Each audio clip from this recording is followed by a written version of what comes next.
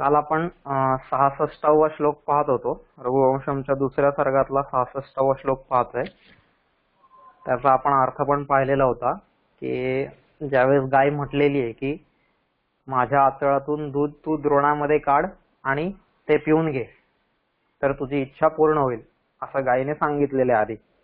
त्यावेळेस राजा तिथं गायीला उत्तर देतोय. राजा काय म्हणतोय की हे माते, तुझ्या वत्साचं पिऊन झाल्यावरती आणि होमानुष्ठान झाल्यावर जे शिल्लक राहील ते तुझं दूध मी रक्षण करीत असलेल्या पृथ्वीच्या ज्याप्रमाणे 6वा अंश किंवा खंड घेतो त्याप्रमाणे ऋषींची आज्ञा घेऊनच सेवन करावे अशी माझी इच्छा आहे असं तिथं राजा म्हणतोय. ठीक आहे.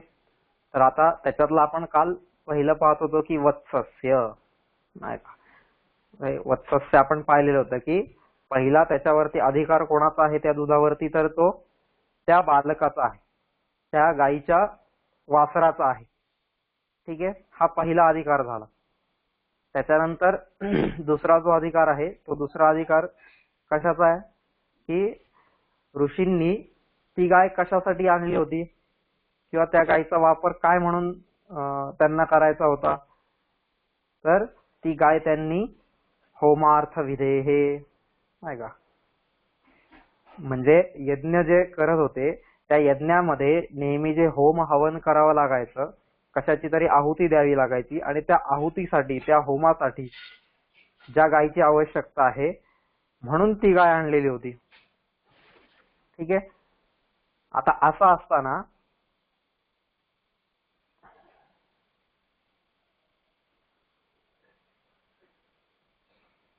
कोणी काही विचारलंय का?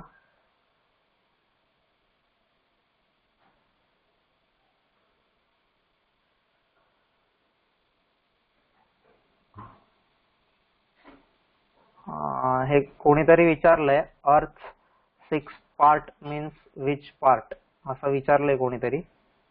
तर आपण अजून तिथपर्यंत पोहोचलेलो नाहीये आणि ज्यांना पण जर प्रश्न विचारायचे असतील ना तर शेवटी जेव्हा आपण म्हणतो ना प्रश्न विचारा त्यावेळेस प्रश्न विचारा. आता हे असं मध्ये जर काही विचारलं ना हे डिस्टर्ब होऊन जातं सगळं, की माझं ते बघण्यामध्ये लक्ष जातं, जी आपली लिंक चालू असते ती पण तुटून जाते आणि अजून आपण त्या भागावरती आलेलो नाहीये. त्याच्यामुळे त्याच्या आधीच हा प्रश्न विचारायला दिसतोय कोणी. तर जे आपण शेवटी असू त्यावेळेस शेवटी त्याचा विचार करू. जेव्हा शेवटी प्रश्न विचारायला सांगतो त्यावेळेस प्रश्न विचारा. हा. तर दुसरा आहे होमार्थ विधेहे, नाही का. होमार्थ विधेहे म्हणजे ज्याप्रमाणे आपण एखादा होम हवन करतो आणि त्या होम हवन करताना आपल्याला जे पण काही पंचगव्य लागतं, मग तिथं दूध, तूप, लोणी, ताक किंवा जे पण काही लागत असेल तिथे, तर ते सगळं आपल्याला कुठून मिळतं, तर ते गायीकडूनच मिळतं. ठीक आहे. म्हणजे ती गायी हे यज्ञाचं एक मोठं साधन आहे आणि म्हणून ऋषींनी ती गाय पाळलेली होती, म्हणून ऋषींच्या आश्रमात ती गाय त्यांनी आणलेली होती आणि एकमेव गाय होती त्यांच्या आश्रमातली की जिच्यामुळं ऋषींचे सगळे यज्ञ, होम, हवन सगळे पूर्ण होत होते. ठीक आहे. अशी ती गाय होती. त्याच्यामुळं इथं जर आपण पाहिलं तर त्या काळामधली आपल्याला यज्ञीय संस्था पण लक्षात येते की आपल्या संस्कृतीने यज्ञाला किती महत्व दिलेलं आहे, की प्रत्येकाच्या घरामध्ये यज्ञ चालत होता. मग तो गृहयज्ञ असेल, अजून कोणकोणते यज्ञ असतील, यज्ञांचे खूप प्रकार आहेत आणि ते कसे करायचे, काय करायचे, अख्खा यजुर्वेद त्याच्यावरती आधारलेला आहे. पुढे मग अनेक ब्राह्मणांमध्ये, आरण्यकांमध्ये म्हणा किंवा उपनिषदांमध्ये, स्मृती ग्रंथांमध्ये किंवा अजून इतर ठिकाणी पण यज्ञाच्या अनुष्ठानाबद्दल बऱ्याच ठिकाणी वर्णन आलेलं आहे आणि यज्ञाचं इतकं महत्व आपल्या संस्कृतीमध्ये होतं तसंही. तर असा हा जो यज्ञ आहे, असं हे जे होम हवन आहे, नाही का, होमार्थ विधे, हे होमाच्या ज्या विधी आहेत, विधी म्हणजे त्याच्यामध्ये लागणाऱ्या ज्या कृती आपण करत असतो यज्ञामधल्या, त्यांना आपण विधी म्हणतो एका प्रकारे. तर ते जे विधी आहेत तर त्या विधींसाठी जे लागणारं पंचगव्य आहे ते गव्य कोणाकडून मिळतंय, ते कोणाकडून प्राप्त होतंय, तर ते या गायीकडून प्राप्त होतंय. आणि त्याच्यासाठी गायीची नेमणूक वशिष्ठ ऋषींनी आपल्या आश्रमात केलेली होती.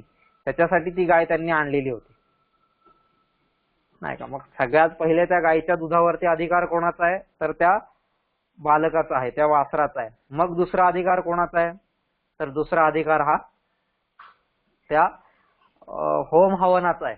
त्याच्यासाठी जे दूध लागणार आहे किंवा जे पण काही तिथं द्यावं लागणार आहे, तर ते तुम्ही आधी दिलं पाहिजे, नाही का. त्याच्यावरती अधिकार आधी त्या दुधावरती त्या होम हवनाचा आहे, त्या क्रियांचा आहे, त्या यज्ञीय कार्याचा आहे. आता ते यज्ञीय कार्य पार पडल्यानंतर पण मग त्या दुधावरती अधिकार कोणाचा आहे, तर मग त्या दुधावरती अधिकार ऋषींचा आहे, नाही का. म्हणून तो म्हणतोय ना की काय, अशा प्रमाणे मी ऋषींची आज्ञा घेऊन, ठीक आहे, ऋषेर अनुज्ञामध्ये गम्य मातम, असं तो म्हणतोय तिथं की ऋषे हे अनुज्ञाम अधिगम्य, ऋषींची आज्ञा घेऊन. आता ऋषींची आज्ञा का बरं घेऊन, कारण ही गाय कोणाची आहे, गाय ऋषींची. मग त्या, नाही का, त्या गायीला आजपर्यंत लहानाचं मोठं कोणी केलेलं आहे, तिला खाऊ पिऊ कोणी घातलेलं आहे, तिची काळजी कोणी घेतलेली आहे, तिची निगा कोणी राखलेली आहे आज तोपर्यंत, तर हे सगळं काम ऋषींनी केलेलं आहे. आणि आज फक्त मी 22 दिवस त्या गायीची सेवा केली, तर 22 दिवस सेवा केल्याने तिच्यावरती माझा अधिकार येईल का, नाही.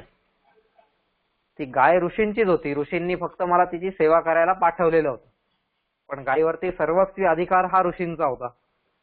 आणि मग जर गायीवरती सर्वस्वी अधिकार ऋषींचा होता, तर मग गायीचं दूध, शेण, गोमूत्र जे काय असेल, जे पण काय असेल, त्या गायीपासून जो पण काही फायदा होणार असेल, तर त्या सगळ्याचा अधिकार कोणाचा आहे, सगळ्यावरती ऋषींचा अधिकार आहे, नाही का. म्हणून राजा दिलीप इथं म्हणतोय की सगळ्यात पहिला अधिकार हा वत्साचा आहे, नंतरचा अधिकार हा होमार्थ विधेहे, नाही का, जे होम हवनादी सगळ्या क्रिया आहेत, ज्या सगळ्या विधी आहेत, त्यांचा आहे. त्यांच्यासाठी लागणारं सगळं दूध ते घेतील. मग नंतर त्या दुधावरती अधिकार कोणाचा आहे, तर ऋषींचा आहे, कारण ती गौ ही कोणाची आहे, ऋषींची आहे. मग ऋषींच्या घरातल्यांना म्हणा, ऋषींना म्हणा, किंवा अजून कोणालाही माहित नाही, आपल्या ऋषींना त्याचा काय वापर करायचा असेल ते करतील, पण त्याच्यावरती अधिकार कोणाचा आहे, ऋषींचा आहे. म्हणून ऋषींची अनुज्ञा घेऊन, ऋषेर अनुज्ञाम अधिगम्य मात, असं तो म्हणतोय की मग ऋषींची अनुज्ञा घेऊन मग मी काय करेल, उपभोक्तुम इच्छामी, मग मी त्याचा उपभोग करण्याची इच्छा करेल. आता उपभोग करण्याची इच्छा करेल, पण कसा उपभोग करेल मी, नाही का. कसा उपभोग करेल, तर षष्ठांश मुर्व्या इव रक्षितायः, तर ज्याप्रमाणे पृथ्वीचा 6वा भाग म्हणजे रक्षण करत असलेल्या पृथ्वीचा 6वा भाग उपभोगावा, अगदी त्याचप्रमाणे, असं राजा इथं म्हणतोय. आता रक्षिलेल्या पृथ्वीचा 6वा भाग, षष्ठांशम उर्व्या इव रक्षितायः, उर्वी, उर्वी म्हणजेच काय, पृथ्वी, नाही का. आणि रक्षितायाः उर्व्याः षष्ठांशम इव, रक्षण केलेल्या पृथ्वीच्या 6व्या भागाप्रमाणे मी याचा उपभोग घेण्याची इच्छा करतो, नाही का. असं, किंवा मी असं सेवन करावं, असं तो राजा म्हणतोय. म्हणजेच कसं की जुन्या काळापासून आज पण आणि पुढेही राहणार आहे ती, की जशी राजसत्ता नियंत्रित झालेली आहे, नाही का, नियंत्रित राजसत्ता ही आलेली आहे. राजा हा संपूर्ण त्या भूमीचा पती असतोय, नाही का, सर्वस्वी मालक असतो, आणि त्याचं काम असतंय की त्या संपूर्ण पृथ्वीचं रक्षण करणं. ठीक आहे. आता ते समाजशास्त्राच्या इतिहासामध्ये म्हणा किंवा राज्यशास्त्राच्या इतिहासामध्ये म्हणा, आपल्यातल्या बऱ्याच जणांनी ती गोष्ट सगळ्यांना माहिती असेल की राजा ही संकल्पना कशी आली पृथ्वीवरती, की आधी लोक, नाही का, एकदम आदिमानव म्हणतोय मी, आदिमानव, एकदम आदिमानव, तो काय करायचा, एकटा एकटाच राहायचा, नाही का, कोणाशी असा समूहामध्ये वगैरे राहायचा नाही. आणि शिकार करून खायचा. मग ते शिकार करताना तो आधी नरमांसभक्षी होता, म्हणजे माणसाला मारून खायचा. मग त्याच्यानंतर थोडं एक स्टेप पुढे आला, मग एक स्टेप पुढे येऊन तो माणसाला मारणं त्यांनी बंद केलं आणि ते सगळे लोक होते ते एकमेकांच्या समूहामध्ये राहत गेले. हे मी तुम्हाला एकदम शॉर्ट मध्ये सांगतो. ज्याला वाचायचं असेल त्यांनी मग नंतर समाजशास्त्राचा इतिहास किंवा राज्यशास्त्राचा इतिहास वाचलं. त्याच्यामध्ये सुरुवातीला एकदम सुरुवात कशी झाली आहे पृथ्वीवरती लोकांची वगैरे वगैरे त्याच्यामध्ये ह्या सगळ्या गोष्टी येतात. पण इथं शॉर्ट मध्ये आपल्याला समजण्यासाठी सांगतोय की मग नंतर ते टोळी करून राहायला लागले, समूह करून राहायला लागले.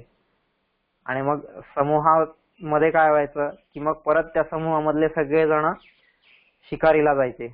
मग शिकारीला जाता जाता मग दोन समूह एकमेकांशी समोरासमोर यायला लागले, एकमेकांना भिडायला लागले, एकमेकांमध्ये भांडणं व्हायला लागले, ह्या सगळ्या गोष्टी व्हायला लागल्या. आता त्या समूहांमध्ये काय व्हायचं, मग रोज प्रत्येकाला शिकारीला जायला लागायचं ना, प्रत्येकाला आपलं अन्न मिळवायला जायला लागायचं. आणि मग ते आपलं अन्न मिळवायला जाताना सगळ्यांचीच फरफट व्हायची. मग त्या सगळ्यांनी निर्णय केला की आपण सगळेजण काय करूया, चला आता आपला 25 जणांचा एक गट आहे. मग 25 जणांचा एक गट आहे, तर आपण काय करूया, आपल्या 25 पैकी जे 5 जण अगदी धडधाकट आहेत,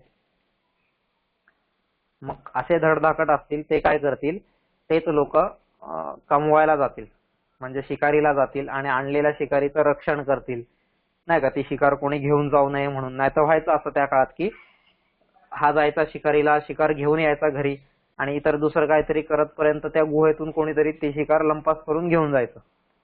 म्हणजे यांनी एवढे कष्ट केलेले असायचे पण दुसऱ्या येऊन ती चोरी करून घेऊन जायचा. म्हणून शिकार करणं पण आणि त्या करून आणलेल्या शिकारीचं रक्षण करणं पण, मग आपल्या स्त्रिया असतील, आपली मुलं असतील, त्यांचं पण रक्षण करणं वगैरे वगैरे, ह्या सगळ्या जबाबदाऱ्या वाढत गेल्या. आणि मग एकाच माणसाने एवढी सगळी कामं करणं हे काय शक्य नसायचं. म्हणून मग त्यांनी त्याच्यातल्या त्या 5 जणांना निवडलं की तुम्ही 5 जण काय करा, सगळ्यांचं रक्षण करा, शिकार पण करा, रक्षण करा, सगळ्या गोष्टी करा. बाकीची मग ती बायका मुलं ती सगळी बसून खातील. पण मग आता ते म्हणले 5 जण की ठीक आहे की शिकार पण करा, रक्षण करा, हे कसं काय, हे शक्य नाहीये. मग दिवसभर तिकडं पण जा, रात्री रक्षण पण करा, असं कसं काय. मग एक काम करा की तुमच्यातले जे पुरुष मंडळी असतील ते पुरुष मंडळी दिवसा शिकारीला जातील, ठीक आहे, आणि शिकारीला गेल्यानंतर रात्री जे रक्षण करायचंय आणि दिवसभर तुमच्या मुलाबायकांचं पण रक्षण करायचंय, त्या सगळ्या रक्षणाची जबाबदारी आमच्या 5 ठेवा तुम्ही, कारण हे बलदंड होते, शरीराने एकदम धष्टपुष्ट होते. मग ती जबाबदारी या 5 जणांना दिली. पण आता ते 5 जण म्हणले की दिवसभर तुमच्या मुलाबाळांचं पण रक्षण करायचं, नाही का, बायकांचं पण रक्षण करायचं आणि संध्याकाळी तुमच्या सकट तुमच्या शिकारीचं पण रक्षण करायचं. ह्या सगळ्याच गोष्टींच्या रक्षणाची जबाबदारी आमच्यावर आली. मग असं करताना आम्ही आमची भाकरी कधी कमावणार किंवा आम्ही आमची शिकार कधी आणणार, आम्हाला खायला कसं मिळणार.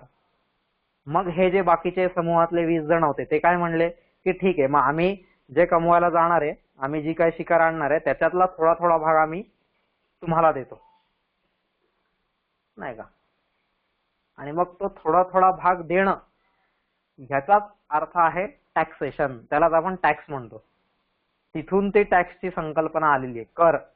कर ही जी संकल्पना आहे ही तिथून आलेली आहे की ते जे 5 जण निवडले होते आपण धष्टपुष्ट सगळ्या ह्याच्याने शक्तिमान बलवान असे, की कोणा हिंस्र प्राण्यापासून पण किंवा दुसऱ्या समूहापासून पण किंवा अजून कोणत्याही आपदांपासून त्यांनी ती जबाबदारी घेतली होती की आम्ही 5 जण तुमच्या सगळ्यांचं रक्षण करणार, ही आमची जबाबदारी. पण मग त्याच्या मोबदल्यात तुम्ही पण आम्हाला तुमच्या शिकारीतला थोडा थोडा वाटा दिला पाहिजे, प्रत्येकाने दिला पाहिजे. आणि तो का, कारण आम्ही प्रत्येकाचं रक्षण करतोय. मग ते जे 5 जण होते त्या 5 जणांचंच पुढे रूपांतर होत होत होत होत पुढे तोच राजा झाला, नाही का. मग तो राजा त्या संपूर्ण भूमीचं रक्षण करायचा, त्या भूमीमधल्या जेवढे काही लोक असतील त्या सगळ्यांचं रक्षण करायचा. मग ते रक्षण करता करता राजाची उपजीविका कशी चालणार, राजाची पण उपजीविका चालली पाहिजे ना. मग त्याच्यासाठी प्रत्येकाने काय करायचं, आपल्या कमाईतला थोडा भाग त्या राजाला द्यायचा. पण मग नंतर पुढं पुढं असं होत गेलं की कमाईतला प्रत्येक भाग राजाला दिल्यानंतर राजाकडे धन खूप होत गेलं. नाही का. म्हणजे लोकांपेक्षा अख्ख्या राज्याचं धन एका बाजूला आणि एकट्या राजाचं धन एका बाजूला असं व्हायला लागलं. मग मग त्या राजाने काय करायचं, राजाने त्याला लागेल तेवढंच धन त्याने वापरायचं, त्याच्या गरजांपुरतं, त्याच्या आवश्यकतांपुरतं, आणि उरलेलं धन परत पुन्हा त्यांनी त्या प्रजेच्या कामासाठी वापरायचं. नाही का. मग राजाला जेवढं लागेल तेवढं धन म्हणजे काय, जणू काही एक प्रकारे तो त्या राजाचा पगार. तो पगार कुठून मिळायचा त्या राजाला, या टॅक्स मधून. नाही का. मग अशी ही टॅक्सेशन पद्धती, अशी ही राज्यसत्ता, हे सगळं असं हे अस्तित्वात आलं. आणि मग त्याच्यामधून राजा ज्यावेळेस ह्या लोकांकडून कर स्वरूपात, नाही का, त्यांचं रक्षण करण्याचा मोबदला म्हणून त्यांच्याकडून जी काही वस्तू घ्यायचा, तर मग तो मोबदला प्रत्येक ठिकाणचा ठरवलेला असायचा. नाही का. जसं आजही आहे. आज आपण त्याला ड्युटी म्हणतो म्हणा किंवा टॅक्स म्हणतो, जे पण काही, तर ते प्रत्येकावरती ठरलेलं आहे. नाही का. प्रत्येक वस्तूनी हा हे ठरलेलं आहे की कोणत्या वस्तूवरती किती टॅक्स घ्यायचा. असं हे आजच्या काळातही ठरलेलं आहे, तसं त्या काळातही ठरलेलं आहे. तसं नाही का. आता आज दारूची दुकानं उघडी केलेली आहेत, पण दारूची दुकानं उघडी केल्यानंतर त्याच्यावरती टॅक्स किती पर्सेंटनी वाढवलेला आहे, काय झालेलं आहे. नाही का. मग हे प्रत्येक वेळेस त्या त्या ठिकाणी निश्चित करावं लागतं की कशावरती किती टॅक्स घ्यायचा, दुधावरती किती घ्यायचा, गव्हावरती किती घ्यायचा, किंवा फळांवरती किती घ्यायचा, इलेक्ट्रॉनिक्स वस्तूंवरती किती घ्यायचा, नाही का, गुरांवरती किती घ्यायचा, जे पण काही, कपड्यांवरती किती घ्यायचा, प्रत्येकावरचा टॅक्स हा ठरवलेला आहे. हा, की ह्याच्यावरती आपल्याला 2% लावायचा आहे, ह्याच्यावरती 6% लावायचा आहे, ह्याच्यावरती 10% लावायचा आहे, ह्याच्यावरती 12% लावायचा आहे, इथं 50% लावायचा आहे. नाही का. परदेशातून जर माल येत असेल तर त्याच्यावरती किती टक्के लावायचा, असं प्रत्येक ठिकाणी कशावरती किती टक्के टॅक्स लावायचा आहे, हा त्या त्या राज्यातल्या राजकारण्यांनी सगळ्या आपल्या राज्याचा आढावा घेऊन या गोष्टी ठरवायच्या असतात. मग असं आपण प्राचीन काळामध्ये जर पाहिलं तर प्राचीन काळापासून ही सगळी टॅक्सेशन परंपरा सुरू झालेली. आणि मग त्याच्यामध्ये राजाने कशावरती किती टॅक्स लावावा आणि कशातून किती भाग त्याने लोकांकडून घ्यावा. नाही का. टॅक्स लावणं म्हणजेच काय, की त्याच्यातला तेवढा भाग तो घेतोय. ठीक आहे. आता धान्यावरती समजा आपण म्हणलं की काय, आपण ज्याला म्हणूया की धान्याचा 5वा भाग एवढा टॅक्स आहे. आता 5वा भाग म्हणजे किती झाला, 20%. ठीक आहे. मग समजा 100 किलो जर धान्य आलेलं असेल किंवा 100 पोती जर धान्य आलेले असेल शेतामधून, तर त्या धान्यावरती जर त्याचा 5वा भाग घ्यायचा आहे म्हणजे किती, 20 किलो, 100 पैकी 20 किलो, किंवा 100 पोत्यांपैकी 20 पोती ही प्रत्येकाने काय केली पाहिजेत, राजाला दिलेली पाहिजे. ठीक आहे. जसं नाही का, आज आपलं पण तसंच आहे ना, की ह्याचा एवढा पगार आहे तर एवढ्या पगारातून एवढा त्याला टॅक्स जाणार, एवढा त्याचा टॅक्स कट होणार. आणि अप्पर लिमिट मध्ये आपण 30% म्हणा किंवा जे काय ठरवलेलं आहे तसं. मग हे ज्याप्रमाणे ही टॅक्सेशन पद्धती आहे तीच प्राचीन काळात सुद्धा होती. आणि त्या प्राचीन काळामध्ये प्रत्येक ठिकाणी वेगवेगळ्या ठिकाणी तो भाग सांगितला जायचा की कशाचा किती भाग घ्यायचा आहे. मग तसंच होतं की राजा ज्या भूमीचं रक्षण करायचा त्या भूमीच्या रक्षणाचा राजाने कितवा भाग घ्यावा, 6वा भाग घ्यावा. नाही का. जसं आपण शिवाजींचा इतिहास पाहिला की त्यांच्या काळात कोण होतं, कुठं 1/4 वसूल करायचे, कुठं 6वा भाग वसूल करायचे, कुठं 1/3 वसूल करायचे, कुठं 8वा भाग वसूल करायचे. असं असं सगळ्या त्या काळातली रचना होती. तंबाखूवरून किती भाग घ्यायचा, नाही का, हे सगळं ठरलेलं असायचं. मग तसंच यायचं की षष्ठांशम उर्व्या इव रक्षितायाः, ती जी उर्वी आहे, ती जी पृथ्वी आहे, तिचा ज्याप्रमाणे राजाने 6वा भाग ग्रहण करावा. बाकीचे 5 भाग कोणासाठी आहेत, ते त्यांच्यासाठी आहेत. आणि मग ते 5 भाग त्यांनी वापरून झाल्यानंतर मग उरलेला 6वा भाग हा राजाने घ्यावा. 6वा भाग राजाने आधी घ्यायला पोहोचू नये तिथं, हे पण सगळं सांगितलेलं. नाही का. नाही तर राजा म्हणेल तुझं काही तिकडं धान्य उगवू नाही उगवू माहित नाही मला, मला 6वा भाग पाहिजेच, असं नसायचं. नाही का. आधी त्यांच्या सगळ्यांचं पोट भरून मग उरलेला तो 6वा भाग मग तो राजाला मिळायचा. म्हणजे ही सगळी अशी करप्रणाली आपल्याकडे होती. आता ज्यावेळेस आपण हे स्मृती ग्रंथ वगैरे वाचू तर स्मृती ग्रंथांमध्ये आपल्याला ह्या सगळ्या गोष्टी अजून डिटेलमध्ये मिळतील. किंवा चाणक्याने जे अर्थशास्त्र लिहिलेलं आहे, आता ते अर्थशास्त्र म्हणला की आपल्याला वाटतं अर्थ म्हणजे वित्त आणि त्याचं शास्त्र नाही. अर्थ म्हणजे त्याच्यामध्ये त्याने सगळं राज्यशास्त्रच सांगितलेलं आहे, पण त्याला नाव त्याने अर्थशास्त्र दिलेलं आहे. त्याच्यामध्ये पण ह्या सगळ्या गोष्टी डिटेलमध्ये कळतील. आता आपण काय तेवढ्या डिटेलमध्ये जाण्याची गरज नाहीये. एक जस्ट फक्त कन्सेप्ट समजून घेऊया आपण की काय आहे ती संकल्पना कशी आहे. तर अशी ती संकल्पना आहे की षष्ठांशम उर्व्या म्हणजे काय. आता जसं मनुस्मृतीमध्ये सांगतात की आददीतात षड्भागम द्रुमांस मधुसर्पिषाम गंधौषधी रसानांच पुष्पमूल फलस्य च पत्रशाक तृणानांच चर्मणाम वैदलस्य च मृण्मयानांच भांडानाम सर्वस्याश्ममयस्य च वगैरे वगैरे असं त्यांनी सगळं पुढे सांगितलेलं आहे की राजा अपि फलम आपनोती रक्षितायाः क्षितेरपि, की रक्षण केलेल्या भूमीचं राजाला काहीतरी फळ मिळालंच पाहिजे, कारण त्यांनी ती जबाबदारी घेतली रक्षणाची. मग त्याची जबाबदारी कोण घेणार. म्हणून मग ह्या सगळ्यांनी त्याची जबाबदारी घ्यायची. आणि मग काय काय करायचंय मग त्याच्यामध्ये ते इथं सांगतात की आददीथाथ षड्भागम, तो 6वा भाग त्यांनी द्यावा किंवा तो 6वा भाग राजाने घ्यावा. कशा कशाचा. मग त्याची खूप मोठी लिस्ट दिलेली आहे तिथं की द्रुम म्हणजे वृक्ष नाही का, जे पण काही झाडं लावलेली असतील मग त्या झाडांचा 6वा भाग, मग मांसाचा 6वा भाग, मधाचा 6वा भाग, सर्पिष म्हणजे तुपाचा 6वा भाग, मग गंध नाही का, सुगंधी अत्तर द्रव्य वगैरे असायची त्याचा 6वा भाग नाही का, सर्पिष अधिरसानाम, फुलं मूळ फळ की जे काय असेल असे त्यांनी बरीचशी लिस्ट दिलेली आहे.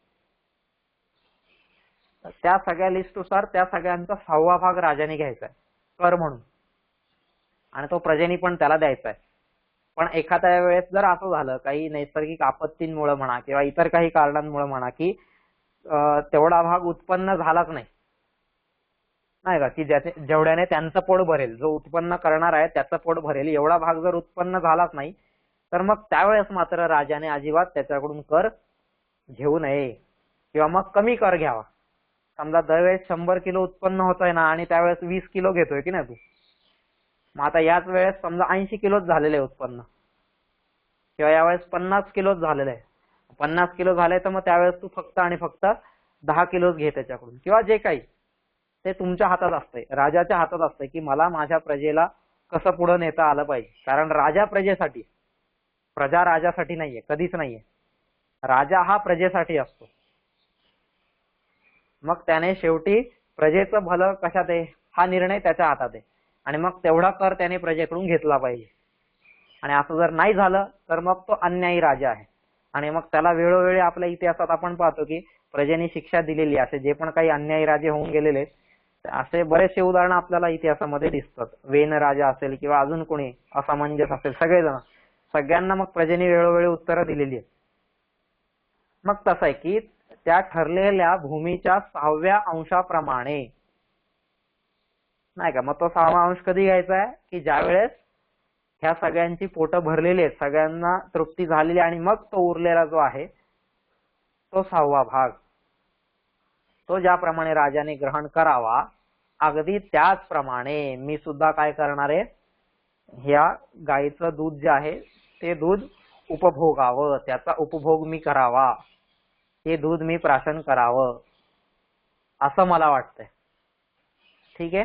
रक्षितायाः उर्व्याः षष्ठांशम किंवा षष्ठभागम इव, म्हणजे ज्याप्रमाणे राजा एखाद्या भूमीचं रक्षण करतो आणि त्या रक्षण केलेल्या भूमीचा टॅक्स म्हणून किंवा त्याच्यातला एक भाग म्हणून तो त्या प्रजेकडून तो 6वा भाग ज्याप्रमाणे स्वीकार करतो अगदी त्याचप्रमाणे मला काय करायचंय इथं हे दूध प्राशन करायचंय. मग 6वा भाग ज्याप्रमाणे तो 6वा भाग उरेल की नाही हे दरवेळेस माहित नसतं राजाला.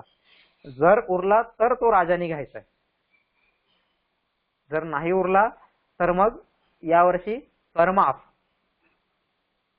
नाही का, शेतसारा असायचा किंवा इतर जे काही, मग कधी शेतसारा चौथाईने वसूल करायचे किंवा काही नाही का, मग त्याच्यामध्ये पण असायचं की मांडलिक राजांकडून कोणी चौथाई घ्यायचं, कोणी 5वा भाग घ्यायचं, कोणी 6वा भाग घ्यायचं, नाही का. शिवाजींचा इतिहास जर आपण त्या काळातला वाचला, मुघलांचा इतिहास, त्यांची कर पद्धती वगैरे वगैरे, तर त्याच्यात ह्या सगळ्या गोष्टी आपल्याला दिसतात. मराठ्यांचा इतिहास म्हणा, मुघलांचा इतिहास म्हणा, किंवा अजून कोणाचाही, ब्रिटिशांचा इतिहास, की कोण कितवा भाग घ्यायचं, कसं घ्यायचं, नाही का. कितीतरी वेळा असं झालंय की शिवाजी महाराजांनी आपल्या प्रजेकडून कर घेतलेलाच नाहीये, आणि मग आपल्या प्रजेकडून कर घेतलेला नाहीये पण राज्य तर चालवायचंय, प्रजेचं रक्षण तर करायचंच आहे, वित्त तर उभं करायचंच आहे. मग त्यासाठी त्यांनी चला आज सुरतेची लूट, नाही का, आज कल्याणवर छापा, आज बंगळूरवरती छापा, आज कर्नाटकावरती छापा, आज इकडच्या मुघलांच्या छावणीवरती छापा. जे लोक चुकीचं काम करतायत मग त्यांच्यावरती छापा टाकून शिवाजी महाराज काय करायचे, ते धन गोळा करायचे आणि त्याच्याने आपले प्रजेचं, आपल्या राज्याचं, आपल्या स्वराज्याचं तोरण बांधायचे. मग असं आहे, ते तर लागणारच आहे. ठीक आहे. तर मग ज्याप्रमाणे राजा तो 6वा भाग, जमिनीचा 6वा भाग घेतो उरल्यानंतर, मग त्याचप्रमाणे हा पण उरल्यानंतर मी त्याचा तो ज्याप्रमाणे 6वा भाग घेतोय त्याचप्रमाणे जर दूध उरलं तर मी ते प्राशन करेल, असं तो इथं म्हणतोय. म्हणजे किती हा आपण जर पाहिला तर कितीही मोठी गोष्ट आहे ना, की ज्याच्यासाठी एवढा अट्टहास केलेला आहे, एवढं त्या सिंहाशी लढायला तयार झालेला आहे, त्या गायीचं एवढे दिवस पालन पोषण रक्षण सगळ्या गोष्टी केलेल्या आहेत, तिच्या मागे एकदम ती उठली की राजा उठायचा, ती बसली की राजा बसायचा वगैरे वगैरे, एवढ्या सगळ्या गोष्टी राजाने तिच्यासाठी केलेल्या आहेत. आणि आज ज्यावेळेस ती फळप्राप्ती जवळ आलेली आहे त्यावेळेस तो काय म्हणतोय की नाही, आधी पहिला अधिकार वत्साचा आहे. आता काय माहिती की समजा ती गाय म्हटली आणि गेली तिकडे आणि वासराने आज सगळं दूध पिऊन घेतलं, मग झाली का नाही गंमत. मग आलेलं जे आपण म्हणतो ना की दैव देतं आणि कर्म नाही, तर मग तशी गत होईल.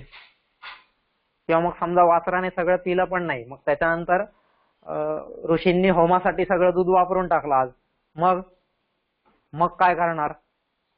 किंवा मग ते पण झालं पण नंतर परत मी ज्यावेळेस ऋषींची अनुज्ञा घ्यायला गेलो, ऋषींची आज्ञा घ्यायला गेलो की मी दूध घेऊ का, आणि मग ऋषी म्हणले अरे नाही नाही, आज जरा नेमके पाहुणे आलेले आहेत, त्याला जास्त दूध लागणार आहे, आज तुला काही मिळणार नाही. म्हणजे असं काहीही होऊ शकतं ना तिथं.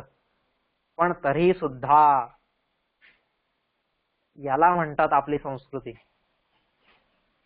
त्या गोष्टीवरती माझा अधिकार नाहीये, त्या गोष्टीवरती मी अधिकार गाजवता कामा नये,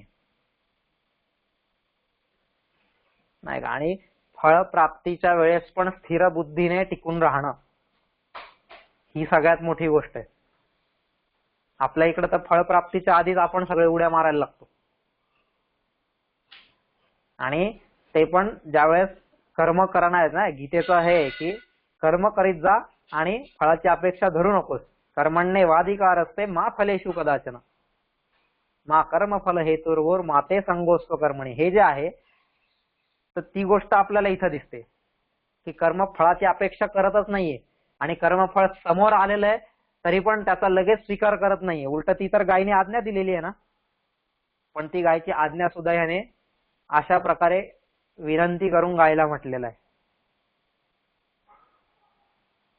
नाही का. की आज्ञेपेक्षा पण धर्म श्रेष्ठ आहे नेहमी, की माझा धर्म काय आहे, माझं कर्तव्य काय आहे, हे आज्ञेपेक्षा श्रेष्ठ आहे. त्यामुळं ही गोष्ट इथं राजाच्या जीवनातून आपल्याला शिकायला मिळते की ज्याप्रमाणे एखादा राजा त्या भूमीचा 6वा भाग घेतो त्याप्रमाणे मी या दुधाचं ग्रहण करेल, प्राशन करेल, या दुधाचा उपभोग घेईल. आणि तो पण कधी, जर ऋषींनी आज्ञा दिली तर. ऋषी नाही म्हटले तर मग मी ते पण नाही करणार. आणि हे सगळं कोण करतंय, एखादा सामान्य हीन दीन लाचार असा माणूस नाही करत आहे, तर एक चक्रवर्ती सम्राट ही गोष्ट करतोय. ही आपली संस्कृती होती. आणि त्याच्या विरुद्ध मग विकृती असते, प्रकृती असते. जो विकृतीतून प्रकृतीकडे आणि प्रकृतीकडून संस्कृतीकडे येतो तो महान बनतो. तसा हा राजा दिलीपैकी, अशी ही आपली संस्कृती, हे त्याने त्याच्या जीवनातून आपल्याला दाखवलेलं आहे. षष्ठांश मुर्व्या इव रक्षितायः, अशा प्रकारे त्या रक्षित असलेल्या भूमीचा 6वा भाग.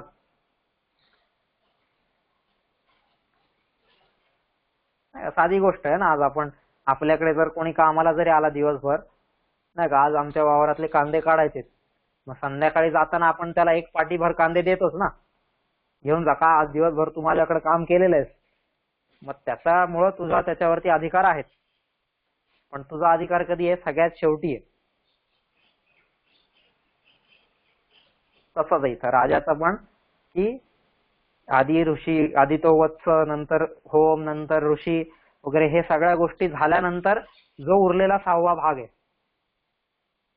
त्याप्रमाणे मी या दुधाचं प्राशन करेल. जर उरला तर ही आपली संस्कृती आहे, ही आपली परंपरा आहे, हा आपल्याला दिलेला वारसा आहे. नाही, आपण म्हणतो वारशामध्ये काय मिळालं आपल्याला, ह्या गोष्टी मिळाल्यात, पण तो वारसा जर आपल्याला माहीतच नसेल तर मग त्याचा काय उपयोग नाही. ठीक आहे. तर ही गोष्ट आपण सगळ्यांनी लक्षात घेतली पाहिजे की वत्सस्य होमार्थ विदेश शेषम ऋषेर अनुज्ञामधिगम्यमात, खूप मोठी गोष्ट आहे. उदस्यमिच्छामि तवोपभोक्तुम षष्ठांश मुर्व्या इव रक्षितायः.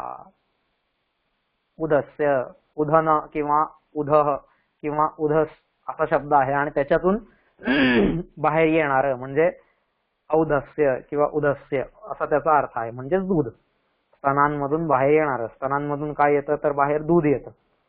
मग असं ते दूध, मग ते दूध पिण्याची इच्छा मी करतो, असं राजा तिथं म्हणतोय. ठीक आहे. म्हणजे किती उदात्त विचार आहे हा. हा सगळ्यांनी आपण समजून घेतला पाहिजे की फळप्राप्तीच्या वेळेस पण स्थिर बुद्धीने टिकून राहणं, तिथं बुद्धी अजिबात विचलित होऊ देणं, न होऊ देणं, ही गोष्ट आपण याच्यातून शिकलो पाहिजे. नाही का? नाही तर आपण काय म्हणू, आयला एवढं सगळं मी केलं होतं आणि आता माझ्यासाठीच तर हे दूध दिलेलं आहे, ह्या बाकीच्यांचा विचार कशाला करू? तो विचार गाई करेल, तिने मला आज्ञा द्यायच्या ऐवजी. तिने ज्या अर्थी मला आज्ञा दिलेली आहे त्या अर्थी आता जबाबदारी तिची आहे. मग तिने बघावं त्या बाळाला मिळतंय का नाही, ऋषींचा होम होतोय का नाही, किंवा ऋषींच्या घरात स्वतःला मिळतंय का नाही, ते त्या गायीने बघावं.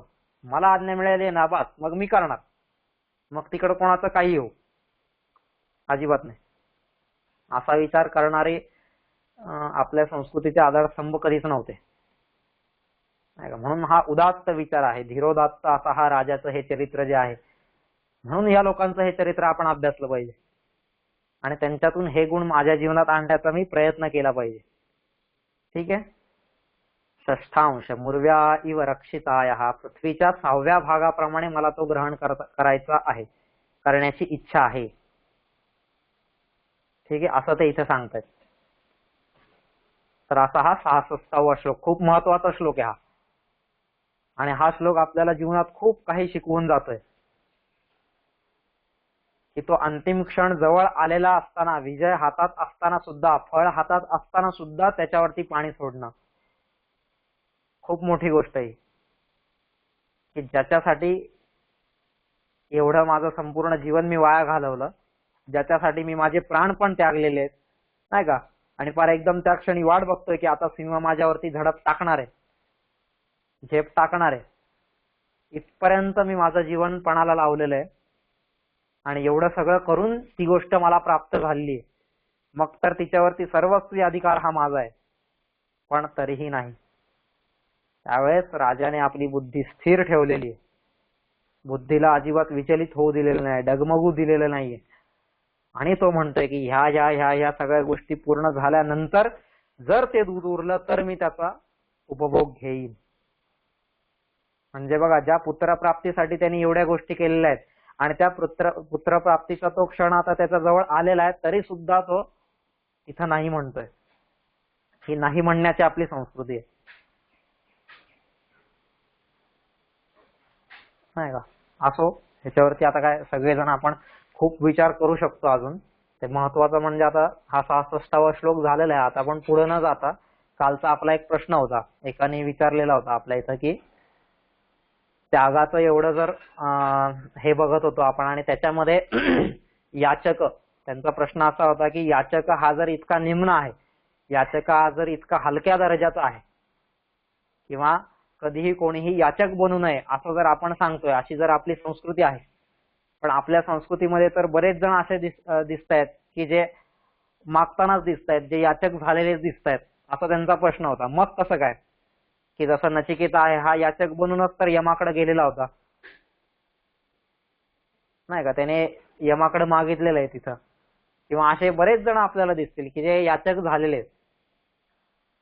तर मग असं कसं काय, एकीकडे आपली संस्कृती सांगते की तुम्ही याचक बनू नका, आणि दुसरीकडे पाहिलं तर जे संस्कृतीचे आधारस्तंभ ज्यांना आपण मानतो तर ते सगळेजण मागतानाच दिसत आहेत. मग कसं काय, असा हा प्रश्न होता. तर त्याच्यावरती थोडासा आपण विचार करू की सगळ्यात पहिलं काय, याचक कधी बनतो माणूस? जेव्हा तो अडचणीत असतो, जेव्हा तो असमर्थ असतो, तेव्हा तो याचक बनतो. बरोबर. आता अडचणीत आहे, असमर्थ आहे, तेव्हा ज्यावेळेस याचक बनतो, मग तो कोणाकडे याचना करतो? तर जो अडचणीत नाहीये किंवा जो समर्थ आहे त्याच्याकडे याचना करतो, त्याच्याकडे मागणी करतो, त्याच्याकडे मागायला जातो. बरोबर. हा एक प्राथमिक मुद्दा आपण जर पाहिला तर म्हणजे समर्थाकडे असमर्थ जातो मागायला. असमर्थ हा कधी दुसऱ्या असमर्थाकडे मागायला जात नाही, नाही का. एखादा भिकारी हा दुसऱ्या भिकाऱ्याकडे कधीच भीक मागायला जात नाही, ही पहिली गोष्ट. भिकारी असेल तर तो श्रीमंताकडेच भीक मागायला जातो. म्हणजे आपण साधा सिग्नलवर जरी तुम्ही उभे राहिले ना, आणि सिग्नलवरती उभे राहिल्यानंतर तुम्ही जर एकदम अप टू डेट असे सूट बूट घालून असतील ना, तर भिकारी लगेच पहिले तुमच्याकडे धावत येतात. का? त्याला वाटतं हा श्रीमंत आहे, ह्याच्याकडे सगळ्या व्यवस्थित सगळ्या गोष्टी आहेत. पण त्यावेळेस तुम्ही असे आंघोळ न केलेले आहेत, कशा तरी कपडे घालून गेलेले आहेत, काहीतरी असे येडेवाकडे दिसताय तिथं, किंवा तुमच्याकडे एखादी साधी स्कूटरच आहे, एखादी साधी सायकलच आहे, एकदम असं नाही का, तर तुमच्याकडे एक भिकारी सुद्धा येत नाही तिथं भीक मागायला. म्हणजे एक सामान्य गोष्ट आहे की असमर्थ असेल तर तो समर्थाकडेच भीक मागायला जातो, किंवा मागायला, भीक असं नाही म्हणू आपण, पण मागायला किंवा याचना करायला जातो. ठीक आहे. हा पहिला मुद्दा आपण लक्षात घेऊ. आता असं जाताना की मग अशी गोष्ट असताना की या जगामध्ये जर मला मागण्याची वेळ आली, कारण मी असमर्थ आहे, तर मग मी कोणाकडे मागावं? नाही का, न मागता तर चालणार नाही, मागितलं तर पाहिजेच. मग मी कोणाकडे मागावं? तर जो समर्थ आहे. ठीक आहे. मग या जगामध्ये समर्थ कोण आहे? कर्तुम अकर्तुम अन्यथा कर्तुम समर्थ, असं त्याला समर्थ म्हणतो ना आपण. की या जगात एकही गोष्ट ज्याच्यासाठी अशक्य नाहीये त्याला समर्थ म्हणतो आपण. मग असा समर्थ कोण आहे जगामध्ये? ते परब्रह्म तत्व, तो भगवंत, तो देव, नाही का. तिचीच शक्ती, सच्चित आनंद अशी जी शक्ती आहे ते सत्तत्व, ते समर्थ आहे. मग जर मला मागायचंय तर मी त्याच्याकडे मागेल ना. बरोबर. म्हणजे एक असा फकीर होता, आणि त्या फकीराला कळालं की असा असा एक राजा आहे बा इथं वगैरे, म्हणून तो फकीर त्या राजाकडे गेला राज्य बघायला वगैरे, नाही का, कसं काय त्याचं राज्य. आणि त्यांनी पाहिलं तर तो राजा प्रत्येकाला देत होता, त्याच्याकडे जो पण काही मागायला येत होता त्याला प्रत्येकाला देत होता. खूप दानशूर असा राजा होता तो. आणि हे पाहिलं तिथं फकीरानी, आणि देता देता मध्येच काय झालं, फकीराला वाटलं अरे वा किती श्रेष्ठ आहे हा वगैरे वगैरे, असं सगळ्या गोष्टी झाल्या. आणि मध्येच त्याचं हे जे दानसत्र सुरू होतं त्यावेळेस मध्येच तो थांबला, तिथून उठला, आणि नमाजाची वेळ झाली होती म्हणून तो बादशाह नमाजाला गेला तिकडं. आणि नमाजाला गेला आणि त्यांनी पाहिलं की हा नमाज मागतोय. आता नमाज पडणं त्याच्यामध्ये काय मागणीच आहे, ते दोन हात असे करून भगवंताकडे मागतायतच ना ते, की देवा तू मला हे दे. आपण असं मागतोय, ते असे मागतायत. प्रत्येकाची मागण्याची स्टाईल वेगळी, पण प्रत्येक जण देवाकडे मागतोय. मग त्यावेळेस त्या फकीराला वाटलं की अरे हा, मी पण ह्याच्याकडे मागायला आलेलो होतो, पण जाऊ दे आता मी मागत नाही. आणि ती गोष्ट लांबून राजाने पाहिली, त्या बादशाने, की अरे हा अमका अमका माझ्याकडे मागायला आला, आणि परत त्याच हाताने न घेताच तसाच परत चाललाय. म्हणून तो धावत पळत त्याच्या मागे आला, आणि का रे बाबा तू मागायला आलाय, बोल तुला काय पाहिजे. तर तो म्हणतो नाही, मी भिकाऱ्यांकडे मागत नाही. आता त्याचं हे वाक्य ऐकल्यावर राजाची एकदम तळपायाची आग मस्तकात गेली. असं कसं काय, भिकाऱ्याकडे मागत नाही म्हणजे काय म्हणतोयस तू? त्यावेळेस तो म्हणतोय काय की अरे भिकारी म्हणजे जसं मी तुझ्याकडे मागतोय ना तसं तू पण कोणाकडे तरी मागतोयच ना. म्हणजे तू पण कुठंतरी असमर्थ आहेस आणि म्हणून तू समर्थाकडे मागणी करतोय. मग मी तुझ्याकडे मागण्यापेक्षा तू ज्याच्याकडे मागतोयस त्याच्याकडे मी सुद्धा मागेल ना. अशी ही गोष्ट आहे की मागायचंच आहे ना जर मला तर समर्थाकडे मागेल मी. त्या अशा कोणा हीन दीन दुबळ्या लाचार अशा भौतिक संपत्ती ज्याच्याकडे आहे किंवा भौतिक सामर्थ्य ज्याच्याकडे आहे त्याच्याकडे मागण्यापेक्षा जी आदिशक्ती आहे, जी चित शक्ती आहे, जो संपूर्ण सृष्टीचा नियंता आहे त्याच्याकडे मी मागेल ना. का मागू नये? अशी ही गोष्ट आहे. म्हणजेच शंकराचार्य म्हणतात आपत्सुमग्न स्मरणंत्वदीयम करोमि दुर्गे करुणार्णवेशी नैतच्छठत्वं मम भावयेथः क्षुधा तृषार्तां जननीं स्मरन्ति. किती सुंदर उदाहरण दिलेलं आहे त्यांनी की आपत्सुमग्न स्मरणंत्वदीयम, की अगं आई हे जगन्माते, ज्यावेळेस आपत्ती येईल, ज्यावेळेस विपत्ती येईल, ज्यावेळेस संकट येईल, अडचण येईल, ज्यावेळेस मी असमर्थ ठरेल, आपत्सुमग्न स्मरणं त्वदीयम, त्यावेळेस काय होईल, मला नेहमी फक्त आणि फक्त तुझं स्मरण होईल, तुझीच आठवण येईल. नाही का, असमर्थाला ज्याप्रमाणे समर्थाची आठवण येते त्याप्रमाणे मी जर आपत्तीत पडलो तर मला फक्त आणि फक्त तुझीच आठवण येणार. आपत्सुमग्न स्मरणं त्वदीयम करोमि दुर्गे करुणार्णवेची, हे करुणार्णवेची, त्यावेळेस मी तुझं स्मरण करणार. आणि नैतत् शठत्वम, हे माझं शाठ्य नाहीये, ही माझी लबाडी नाहीये, ही माझी दुर्बलता नाहीये, तर मम भाव येथः, हा माझा जो भाव आहे, हा भाव तू समजून घे. त्याच्या मागचा काय भाव आहे की क्षुधा तृषार्तां जननीं स्मरन्ति, असा माझा भाव आहे. क्षुधा म्हणजे ज्यावेळेस भुकेने व्याकुळलेलं असतं, नाही का, ते लहान मूल ज्यावेळेस भुकेने व्याकुळ झालेलं असतं त्यावेळेस ते जगामध्ये तिसऱ्या कोणाकडेही जात नाही. नाही का, लहान बाळाला ज्यावेळेस भूक लागलेली असते त्यावेळेस त्याची नजर सगळ्यात पहिले त्याच्या आईला शोधते. नाही का, त्याच्या वडिलांना पण नाही, इतर कोणालाच नाही. ते बाळ सगळ्यात पहिले त्याच्या आईला शोधतं. इतर जगामध्ये कितीही लोक समर्थ असले तरी ते बाळ मात्र त्याच्या आईला शोधतं. नाही का, साधी गोष्ट आहे, एखाद्या लग्नामध्ये जेव्हा सगळ्या 50-50 बायका जमलेल्या असतात, शेकडो बायका लग्नात जमतात आणि प्रत्येकीचा थाट माट वेगळाच असतो. नाही का, गावची पाटली नसते, एकदम सगळ्या सोन्याच्या दागिन्यांनी मढून आलेली असते, तिची ती भरजरी पैठणी साडी लुगडं जे काय असेल ते सगळे अशा अनेक बायका लग्नामध्ये असतात.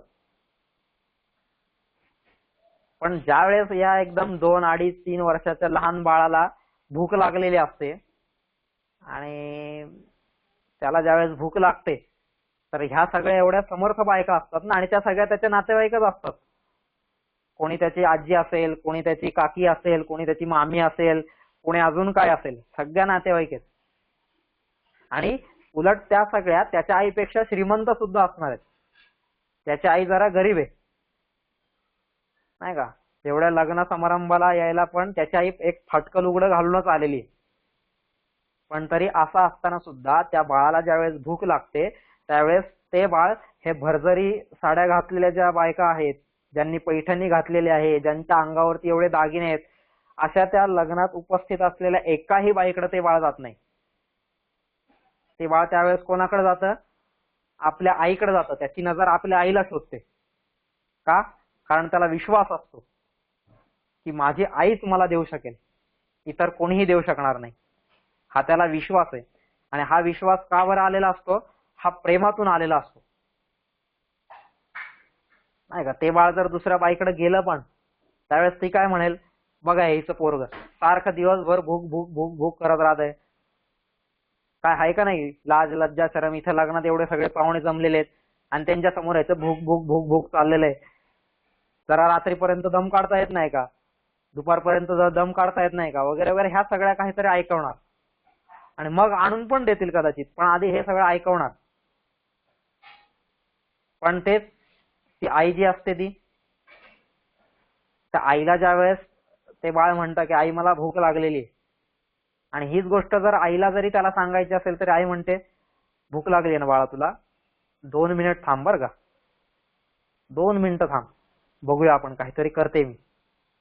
ती आई त्यावेळेस जरी असमर्थ असली तरी सुद्धा ती त्यावेळेस समर्थ बनते आणि त्या लग्न मंडपात सगळीकडे हिंडून फिरून कुठून तरी काहीतरी एका वाटीमध्ये पदराखाली लपवून काहीतरी आणते आणि ती त्या आपल्या बाळाला देते. कारण का? कारण त्या बाळाचंही आईवरती प्रेम आहे आणि आईचंही त्या बाळावरती प्रेम आहे. म्हणून ते बाळ मागायला सुद्धा त्याच्या आईकडे गेलेलं आहे, इतर कोणाकडेच गेलेलं नाहीये. कारण इतर कोणाकडे गेलं तर ती लाचारी स्वीकारावी लागेल, त्यांची 2 बोलणी ऐकावी लागतील, तिथं कुठंतरी स्वतःला कमी समजावं लागेल, कमी लेखावं लागेल नाही का, आणि दाता त्यावेळेस श्रेष्ठ ठरेल. आणि असं जिथं असेल त्यावेळेस तो याचक हा मात्र नेहमी निम्न दर्जाचाच ठरणार. त्यामुळं असं जीवन कधीच असता कामा नये की मला जर मागायचं आहे ना तर ज्याचं माझ्यावरती प्रेम आहे आणि माझं ज्याच्यावरती प्रेम आहे त्याच्याकडे मी मागेल. म्हणून मग जी भगवंत रूपी आई आहे, जी विश्वनियंता अशी आई आहे, तिच्याकडे मी का बरं मागू नये? कारण शंकराचार्य म्हणतायत क्षुधा तुषार्ताम जननीं स्मरंती, की ज्यावेळेस भुकेने तहानेने व्याकुळलेला जर माणूस असेल, जर बाळ असेल, तर ते कोणाकडे जातं? त्याच्या आईकडेच जातं, त्याच्या आईचं स्मरण करतं, जननीं स्मरंती, की असे त्याच्याशिवाय दुसरं कोणाचं स्मरण करणारच नाही. का? कारण ती समर्थ आहे. त्यावेळेस ती स्वतःचं पोट मारून, स्वतः उपाशी राहून, स्वतःची तहान मारून वेळ प्रसंगी ती आई आपल्या मुलाला देते, कारण तिचं प्रेम आहे. तेच समाजात जर मी इतर कोणाकडे मागायला गेलो तर नाही का, जरा गरज होती ना रे, नेमकी मी पण अडचणीच आहे आता, नाही रे नेमकी मला पण आत्ताच गरज आहे, नाही रे नेमकं मला पण आत्ताच हे, अशी मग उत्तरं देणार तिथं. पण एकमेव जगातलं स्थान असं आहे की जिथं हे उत्तर तुम्हाला कधीच मिळणार नाही, आणि ते स्थान म्हणजे आई आहे. की तुम्ही कितीही भुकेने तहानेने व्याकुळले तरी ती सुद्धा तुम्हाला देणारच. त्याची परिस्थिती असो नसो, काही का असे ना, कशी पण असेल, जगातली आई असेल ना, मग ती आई आपल्या मुलांना देणारच. ज्यावेळेस श्रीमंताचा मुलगा त्याच्या आईकडे जाईल त्यावेळेस त्याची आई त्याला गुलाबजाम खाऊ घालेल, पण ती त्याचा पोट भरवणारच आहे. आणि तेच एखाद्या गरीबाचा मुलगा जरी गेला, एखाद्या भिकाऱ्याचा मुलगा जरी त्याच्या आईकडे गेला, तरी त्याची आई पण जी काही 2 दिवसापूर्वीची शिळी चपाती तिच्याकडे असेल, तिच्या ताटात असेल, ती शिळी चपाती पण ती तिच्या मुलाला देणार, तिच्या बाळाला देणार आणि त्याला संतुष्ट करणार. आणि आईने दिल्यावरती बाळ संतुष्ट होतच, तसं इतर कोणी दिल्यावरती ते संतुष्ट होईल अशातला काही भाग नाहीये. कारण ही भूक आहे ना, ही भूक कधी पण लवकर मिटत नाही माणसाची. आणि जर प्रेमाने आईने दिलं तर ती प्रेमाने दिलेली गोष्ट सहजगत्या भूक भागवून टाकते. म्हणजे ती एक असं पौराणिक कथा आहे, आता खरी एक खोटी माहित नाही, पण पौराणिक कथा आहे ती, की त्यावेळेस महाभारताच्या ह्याच्यामध्ये दुर्योधन काय करतो, भीमाला विष पाजतो आणि विष पाजून नदीमध्ये सोडून देतो. आणि त्या नदीमध्ये सोडल्यानंतर तो भीम घसरत घसरत तिथून तसंच खाली पाताळात जातो. आणि पाताळात गेल्यानंतर तिथं सगळे नागलोक असतात आणि ते नागलोक मग त्याला दंश करून त्याच्यातलं सगळं विष काढून घेतात आणि पुन्हा तो शुद्धीवरती येतो. आणि शुद्धीवरती आल्यानंतर मग भीम तिथंच राहतो, त्याचं शरीर धष्टपुष्ट होतं वगैरे वगैरे, बऱ्याचशा शक्ती त्याला तिथून प्राप्त होतात. आणि भीम तिथं बराच काळ राहतो ना, आणि त्याच्यामुळं इकडं पांडवांना, कुंती मातेला, सगळ्यांनाच नंतर हे दुर्योधन आदी जे कौरव वगैरे सगळे लोक असतात ते असं पसरवतात की भीम मेलेला, आणि खरंच तो त्यांच्या दृष्टीने मेलेलाच असतो ना, की विष त्याला खाऊ घातलेलं आहे आणि त्यामुळे तो मेलेला आहे असं समजून दुर्योधनाने टाकून दिलेलं असतं. आणि त्यामुळे सगळीकडे सांगतो की भीम मेलेला आहे. आणि हे पाहून रोज ते पांडव रडत असतात, कुंती रडत असते, असे बरेचसे दिवस जातात. आणि मग बऱ्याच दिवसांनी तो भीम तिथून पाताळातून पुन्हा वरती येतो, बाहेर येतो. आणि पाताळातून बाहेर आल्यानंतर तो रस्त्याने चाललेला असतो. तर त्याच्याकडे नाही काही गाडी घोडं काहीच नसतो. तो आपला रस्त्याने तिथून चाललेला असतो. आणि कुठं जाणार तो? तर हस्तिनापूरलाच जाणार ना परत, त्याच्या आईकडे भावांकडे. तर चाललेला असताना तिथं रस्त्यामध्ये तो बघतो तर काही असे ब्राह्मण चर्चा करत असतात तिथं. कुजबूज त्यांच्यात चाललेली असतो. तो जातो तिथं, विचारतो का हो, काय झालं काय झालं, काय कुजबूज चालली आहे तुमची? तर ते म्हणतात की असं असं हस्तिनापूरला जायचं का नाही हा विचार करत होतो आम्ही. तर तो भीम काय सांगत नाही मी भीम आहे वगैरे असं, आणि त्यांनाही काय कळत नाही की हा भीम आहे म्हणून. तर ते म्हणतात काय झालं, कशासाठी हस्तिनापूरला जायचंय तुम्हाला? ते ब्राह्मण म्हणतात आज हस्तिनापूरला भीमाचं श्राद्ध आहे आणि कुंती माता आणि पांडव हे सगळ्यांनी मिळून भीमाचं श्राद्ध घातलेलं आहे आणि तिथं ब्राह्मणांना ते यथेच्छ दान देणार आहेत आणि त्याच्यासाठी आम्ही तिकडे चाललोय. पण ते एवढं लांब जायचं का नाही हाच आमच्या मनात प्रश्न आहे. तर भीम म्हणतो एवढंच आहे ना, चला मग मला पण तिकडंच यायचंय, जाऊया आपण सगळे तिकडं. आणि म्हणून भीम सुद्धा कुठे निघालेला आहे? स्वतःच्या श्राद्धाच्या कार्यक्रमात निघालेला आहे तिथं. आणि इतक्या दिवस भीम तिथं खाली राहिल्यामुळं त्याचं रंग रूप धष्टपुष्ट शरीर हे ते सगळंच बदलून गेलं होतं ना. त्याच्यामुळे तो कोणाला ओळखूच येईना की हा भीम आहे म्हणून. आणि असं म्हणून भीम पण तिकडे जायला निघाला. आता रस्त्यात हे सगळे लोक चालत असताना मध्येच ते ब्राह्मण काही अंतर गेल्यानंतर बिचारे दमले सगळे, पास आता आम्हाला काही चालवत नाही, आता नको जायला पुढं वगैरे वगैरे.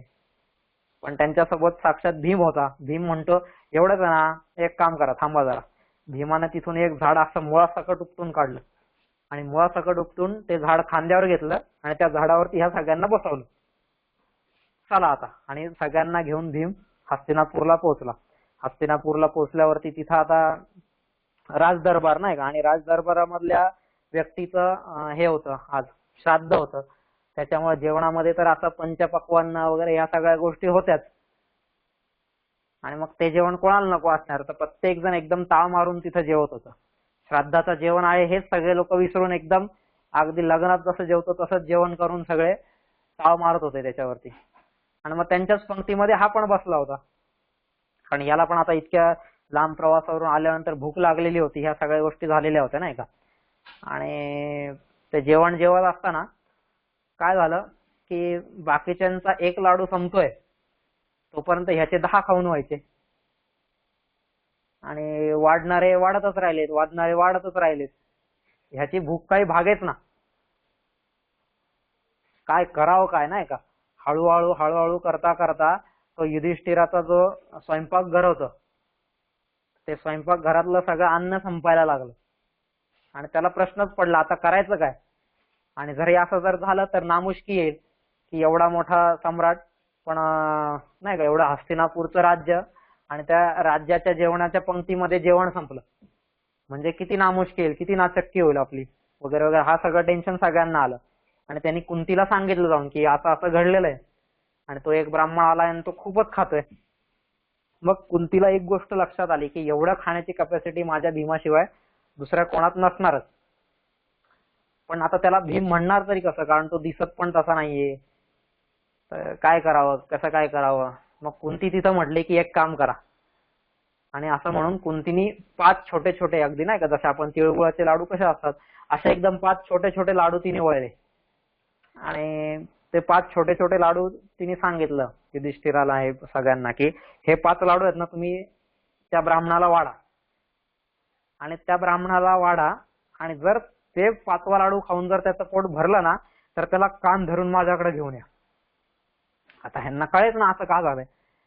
आणि ह्यांना असं वाटलंय आपली आई पण काय किती येडी आहे का काय कळत नाही का. आता इथं एवढे लाडू एवढं सगळं जेवण खाऊन तो बकासूर अजून त्याचं काय पोट भरतच नाहीये नाही का, त्याला भस्म्या झालाय का काय झालाय काय कळत नाहीये. आणि तिथं आता एवढ्या 5 लाडूंनी काय होणार आहे. पण ठीक आहे आता आई म्हणते आणि आईची आज्ञा टाळायची नाही म्हणून तो घेऊन गेला आणि त्याने त्याच्या ताटात ते लाडू वाढले. आणि 1 झाला, 2 झाला, 3 झाला, 4था झाला. जसा 5वा लाडू त्याने खाल्ला तसा एकदम तृप्तीचा ढेकर त्याला आला. आणि आता त्याला पुढे वाढायला गेले तेवढ्यात तो म्हणला नाही नाही बस बस आता मला वाढू नका. आणि मग ते त्याला कुंतीकडे घेऊन गेले. मग कुंती म्हटली की हा माझा भीम आहे, दुसरा कोणी नाहीच आहे. कारण ती भीमाची सवय होती लहानपणापासून की जोपर्यंत कुंतीच्या हातचं खायचं नाही तोपर्यंत त्याचं पोट भरलं असं व्हायचंच नाही. कारण आईच्या हातामधलं ते प्रेम आहे. त्याच्याशिवाय त्याचं पोट कधी भरायचंच नाही. मग तसंच आहे की माझी भूक भागवणारं या जगामध्ये दुसरं कोणी आहे का? एखादा शेठजी असेल, एखादा सावकार असेल, एखादा तिसरा कोणी असेल? नाही, कोणीच नाहीये. या जगामध्ये माझी भूक भागवणारा असा तिसरा कोणीच नाहीये. फक्त आणि फक्त एकमेव माझी आई तशी आहे की ती आईच माझी भूक भागवू शकेल, नाही का? आणि त्याच्यामुळेच भूक लागल्यानंतर मला कोण आठवतंय तर फक्त माझी आई आठवते. म्हणून नाही का, हे ज्या पण लोकांनी मागितलेलं आहे, ह्या सगळ्यांनी मागितलेलं आहे हे तर समर्थाकडे मागितलेलं आहे, त्या भगवंताकडे मागितलेलं आहे, नाही का? ज्ञानेश्वरांनी पण एवढं मोठं पसायदान मागितलेलं आहे. कोणाकडे मागितलंय? भगवंताकडे मागितलंय. कोणताही संत घ्या, प्रत्येक संत मागतोय तर भगवंताकडे मागतोय, इतर दुसऱ्या कोणाकडेच मागत नाही. सामान्य लोकांकडे कधीच धन, अडका, पैसा, संपत्ती ह्या गोष्टी कधीच नाही मागत, नाही का? हा, फक्त आता न्याय मागायचा असेल, कारण तो अधिकार आहे. हा, मागायला जाताना वेगवेगळ्या मागण्या असतात आपल्या. कधी अधिकाराची मागणी असते, नाही का, अधिकाराने आलेली असते, कधी अगतिकतेतून आलेली असते, कधी असमर्थतेतून आलेली असते, कधी प्रेमाने आलेली असते, नाही का, कधी भावामुळे आलेली असते. अशा वेगवेगळ्या प्रकारच्या मागण्यांचे प्रकार खूप वेगवेगळे. पण ज्या मागणीमध्ये मी लाचार ठरणार नाही, मी दीनदुबळा ठरणार नाही, मी निम्न कक्षेचा ठरणार नाही, अशी मागणी कधीच नको. आणि अशा माणसाकडे पण मागणी नको की जो स्वतः दुसऱ्याकडे मागतोय. तर मग असा कोण उरला? शेवटी एकच उरला, तो म्हणजे भगवंत. आणि म्हणून मग मला त्याच्याकडे मागायचंय. ठीक आहे. जर प्रेम असेल दोघांचं एकमेकांवरती, मग त्याच्यामध्ये कधीच त्या मागणीमध्ये लाचारी येत नाही आणि देणाऱ्यामध्ये पण अहंभाव येत नाही. नाहीतर एखाद्या साध्या शेठजी सावकाराकडे आपण गेलो ना, त्याच्याकडे जर मागितलं ना, तर जसं काय मी तुझ्यावरती खूप उपकार करतोय असं तो त्यावेळेस दाखवतो. पण भगवंत कधीच मला ही जाणीव करून देत नाही की मी तुझ्यावरती उपकार करतोय म्हणून, कारण तो माझी आई आहे. मग कोणी माझ्यावरती उपकार करतंय ही भावना असेल तर त्याच्याकडे मी कशाला जावं मागायला?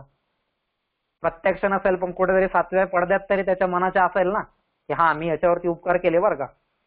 त्यापेक्षा नकोच ना. ह्या सामान्य लोकांकडे मागण्यापेक्षा मी त्या चितशक्तीकडे मागेल, त्या भगवंताकडे मागेल.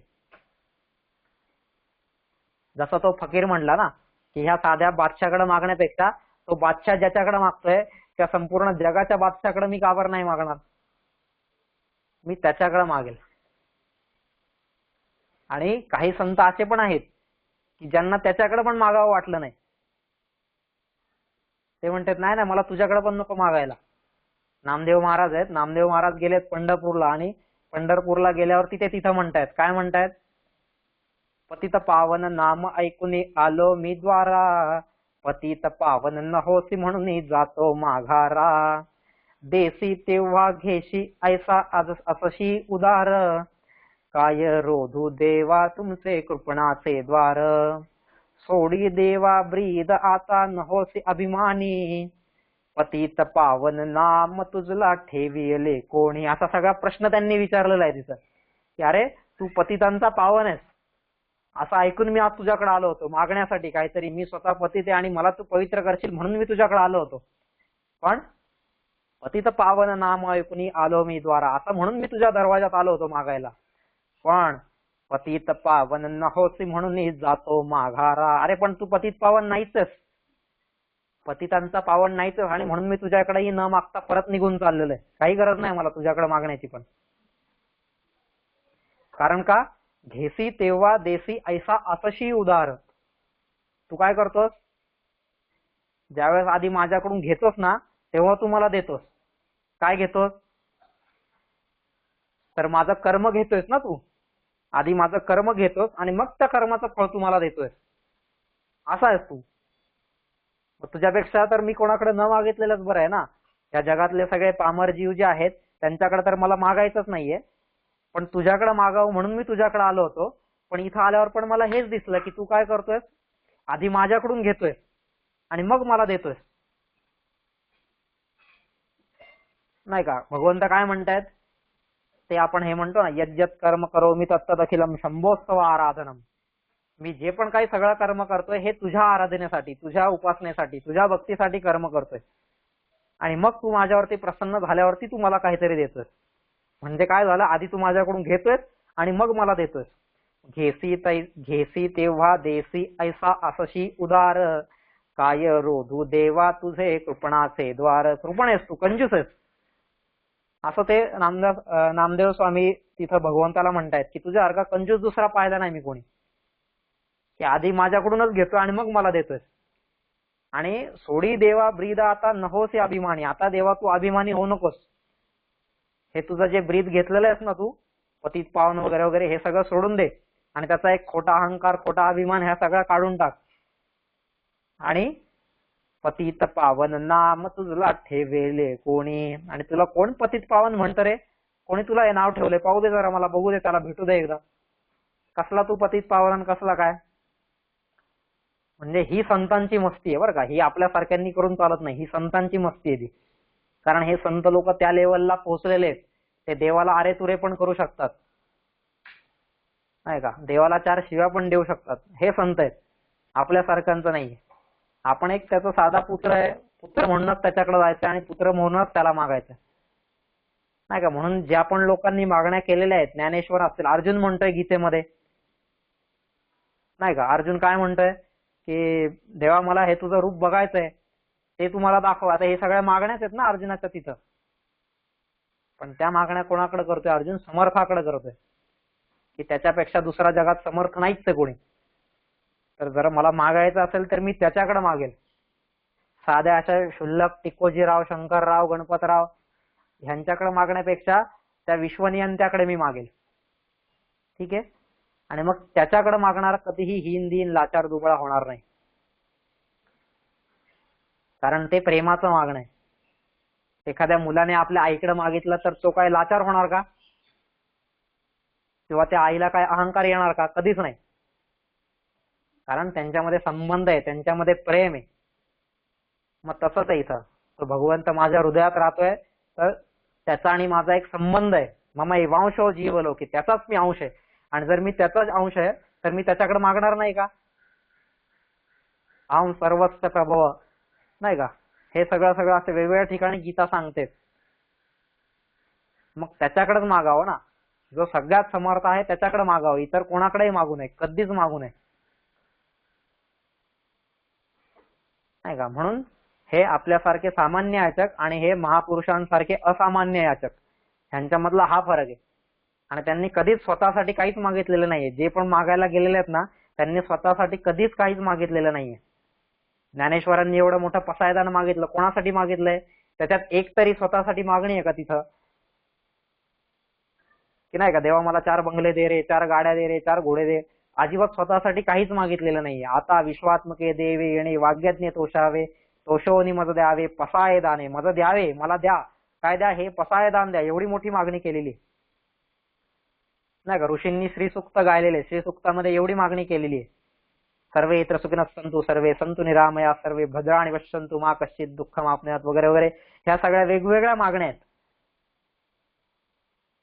पण या मागण्यांनी कधीच आपण लाचार होत नाही, कधीच हीन दीन होत नाही, कारण ही प्रेमाकडे केलेली मागणी आहे, पुत्राने आईकडे केलेली मागणी आहे, नाही का. आणि आई अशी आहे की समर्थ आहे, कर्तुम अकर्तुम अन्यथा कर्तुम, अशी ती समर्थ आई, आणि तिच्याकडे केलेली मागणी. त्याच्यामुळे हिच्यातून कधीच हीन दीन लाचार दुबळा हे सगळं कधीच होणार नाही मागणारा. आणि देणाऱ्यामध्येही कधी अहंकार येणार नाही. म्हणजे जिथं लघुता ग्रंथी आणि अहं ग्रंथी ह्या दोन्ही निघून गेलेल्या आहेत, अशी ही मागणी आहे, असे हे याचक आहेत. आणि त्याच्यामुळे यांच्यासारखं याचक होणं म्हणजे खूप कठीण गोष्ट आहे, की ज्याला स्वतःसाठी काहीच नकोय. येशू ख्रिस्त असेल, तो येशू ख्रिस्त जगासाठी मागून गेला. मोहम्मद पैगंबर असेल किंवा इतर कोणीही महापुरुष घ्या तुम्ही, यांनी भगवंताकडे मागितलेले, बाकी कोणासमोरही हात पसरलेले नाहीयेत कधीच. कोणता सावकार असेल, कोणता धनाढ्य माणूस असेल, किंवा अजून कोणी कंपनीवाला असेल, किंवा कोणीही श्रेष्ठ व्यक्ती असेल समाजातला, एकाकडेही नाही. मागायचंय तर त्याच्याकडे मागा. ठीक आहे, असं आहे. असं आपला टाइम झालेला आहे, मला वाटतं आला असेल लक्षात. आता याच्या परी कोणाला जर